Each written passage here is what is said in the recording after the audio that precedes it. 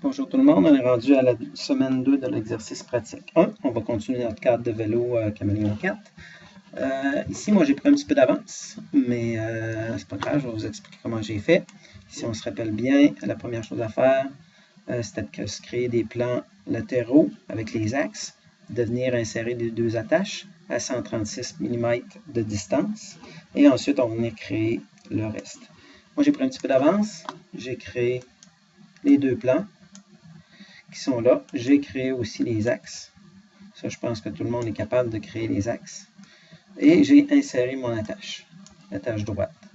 Maintenant, je vais venir insérer l'attache gauche. Je vais cacher un petit peu de plan. Ah non, je n'ai pas besoin de la cacher. Je vais insérer la pièce. Je vais aller chercher mon attache gauche. Je vais ouvrir, la positionner. Ensuite, je vais venir la placer comme il faut. Dans le fond, je vais prendre la surface intérieure avec le plan. Et voilà. Je vais ajouter la contrainte.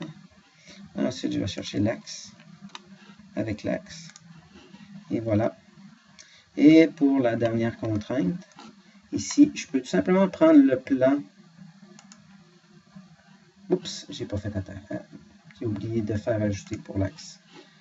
Ensuite, je vais pour la troisième contrainte, je vais venir chercher le plan de l'attache et le plan droit, dans le fond, le plan de face du vélo. Et voilà, puis je vais lui dire que c'est tout simplement parallèle. Ajouter. Et voilà, j'ai trois contraintes, donc mon attache devrait être à la bonne place et bien ancrée. Ici, ne pas oublier quand on édite la fonction, je lui ai demandé le corps volumique, les axes pour avoir l'axe, et les plans aussi pour m'en servir pour venir mettre les contraintes. Et ne jamais oublier de cocher avec la fonction déplacer-copier, ça va aller mieux.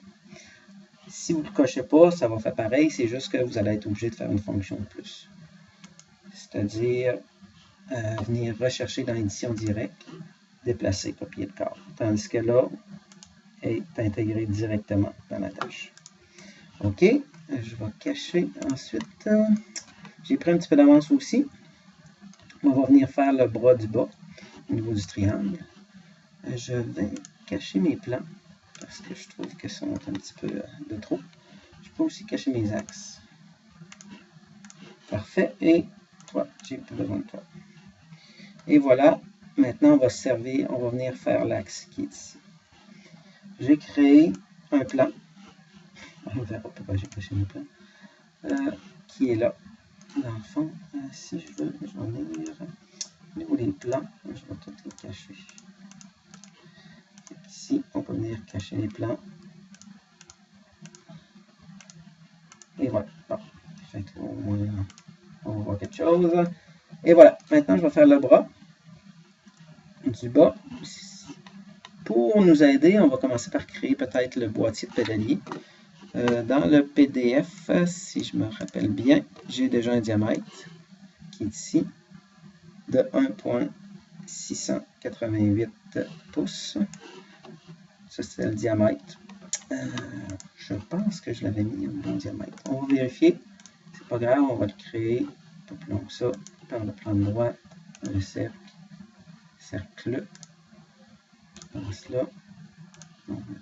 Est-ce que c'est le bon diamètre? 1,688 IN pour inch. Ah, vous voyez, sur mon plan, j'avais mis un petit peu plus petit. C'est pas plus grave que ça. Tout va bien se modifier par la suite. Ensuite, on va l'extruder. J'avais pas la distance entre les deux, si je me rappelle bien. On va y aller, dans le fond, selon ce qu'on croit. Mettons, je pense, selon moi, ça fait 5 pouces, 5 IN. On va mettre ça comme ça. Anyway, ça peut se modifier facilement par la suite. OK, j'ai mon boîtier de pédalier. J'ai mon plan pour faire mon support. On va maintenant faire la trajectoire pour la partie du bas. Comme j'avais dit en classe, ce qui serait bien de faire, ce serait de se faire une roue pour venir passer à côté puis venir rejoindre la tâche. Fait qu'ici, j'ai fait déjà dans le sketch de l'esquisse, j'avais retracé une roue qui fitait quand même assez bien avec l'image. Donc, nous, ce qu'on va faire, on va venir créer une roue sur le plan du milieu. The right plane. On va venir tracer ça.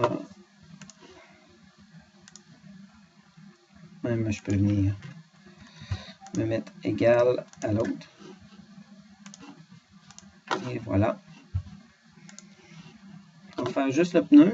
Exemple, moi, c'est mon plan milieu. On va dire que c'est environ un pneu comme ça. C'est peut-être 2 pouces de large. Genre.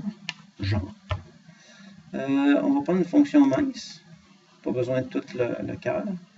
Puis, on va y mettre peut-être avec la jambe plus le pneu 2,5 pouces. On va y aller dans l'autre sens. Et voilà, j'ai quelque chose qui ressemble à un pneu.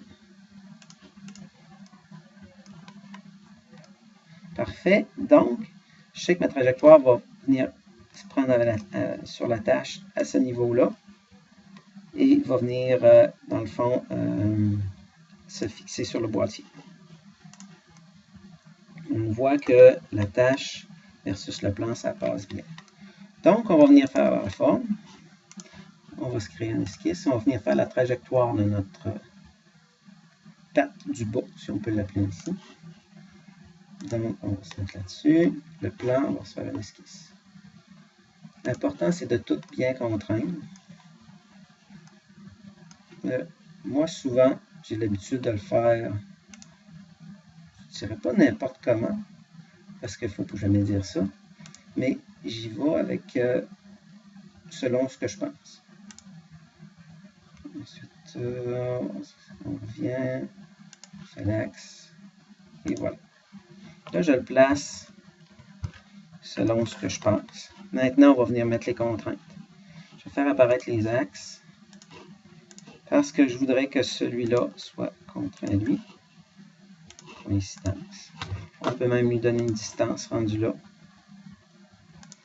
par rapport à ça. Il ne faut pas oublier qu'on va mettre notre esquisse noire, 40 mm. Oui, ça c'est bien. Même je peux le rapetisser un petit peu, 35. Ensuite, je peux même lui donner un angle.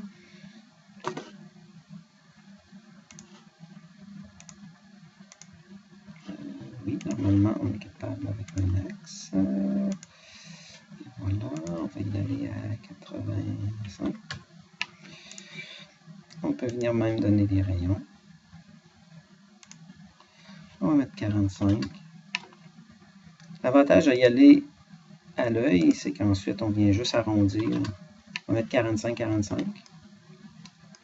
On va venir, vous voyez que c'est pas noir, mais patience, on va le mettre noir. Ensuite, ici, l'important, c'est de bien contraindre notre esquisse à notre attache. Parce que si, exemple, on décide qu'au lieu de 136 de largeur, on a 140, ben, il faut que cette esquisse-là suive. Dans le fond, il faut copier, il faut, dans le fond, convertir les entités de la tâche sur notre sketch. Fait qu'ici, je pourrais sélectionner celui-là. Vous voyez, même si ce n'est pas parfait, ce n'est pas grave. L'important, ce qu'on veut, c'est que ce soit vraiment rattaché à la tâche. Fait qu'ensuite, on peut venir, tout simplement, prendre le point qui est là et le rattacher sur notre esquisse. Vous voyez? Fait qu'exemple, est presque noir, il reste un petit point bleu. Mais vous voyez que si la tâche se déplace, dans le fond, notre sketch va se déplacer aussi. Une chose que j'ai oubliée, peut-être, sélectionner autre. On va venir sélectionner la ligne. Oups! OK. Une chose que j'ai oubliée, c'est que l'esquisse, je vais essayer de la sélectionner de cette façon-là. J'espère que ça va être la bonne. Non, ça ne fonctionne pas. Fait que, je vais l'effacer, c'est pas grave. C'est que cette ligne-là, je dois la mettre en construction pour pas que ça me nuise plus tard. Et ensuite, je vais refaire la même tactique, c'est-à-dire sélectionner le point, contrôle, coïncidence. Parfait. Ça devrait être revenu noir. Et voilà. Et ensuite, je pourrais prendre, exemple, mettre une cotation parce que je veux que ce point-là soit quand même noir. Ça fait que je peux le mettre, mettons, à 30. Et voilà. Le point est rendu noir. Presque tout doit être noir, sauf ces deux parties ici. On va les mettre. Spacebar, normalement. Voilà. Donc, vous voyez ici, il me manque une contrainte de tangence. On va venir l'ajouter. On va sortir du mode cotation. Et on va mettre de la tangence. Parfait. Donc, je suis presque tout noir. Il me reste juste ces deux-là. Dans le fond, on va vérifier qu'est-ce qui peut bouger. Ah, vous voyez que ça bouge comme ça. Ah, ici, j'avais une contrainte de verticalité. Je vais l'enlever. Parce que je trouve que tout droit, c'est pas beau. Il faut essayer quand même de passer le plus près possible. Fait que vous voyez, je pourrais arriver à modifier ma shape pour passer là. Vous voyez, en déplaçant ça, ça n'a pas déplacé mon point ici. Donc, je me rends compte que ma contrainte est quand même bien faite. Fait que ici aussi, je peux déplacer comme ça. Fait qu'on va s'organiser pour le bloquer. Fait que par rapport au centre et l'axe. Je vais le mettre à 60. On va mettre des beaux chiffrons. Ensuite, qu'est-ce qui bouge? On va sortir du mode cotation. Qu'est-ce qui peut bouger? Vous voyez, c'est ça qui bouge. Il y a plusieurs façons de le faire. On peut lui donner un angle ou venir positionner celui-là. Moi, j'aime bien mettre un angle. Ça pourrait être autre chose, mais ça peut être un angle. 95 degrés. Parfait. Vous voyez, ça passe quand même assez bien. Même ici, je pense que je vais le mettre à 30. Un petit peu plus proche. Ici, j'aimerais ça que celui-là soit... Non, c'est bien. C'est quand même pas pire. Il pourrait être au milieu, mais ici, ça fait un job, comme on dit. Voilà, on va sortir. On a créé notre trajectoire.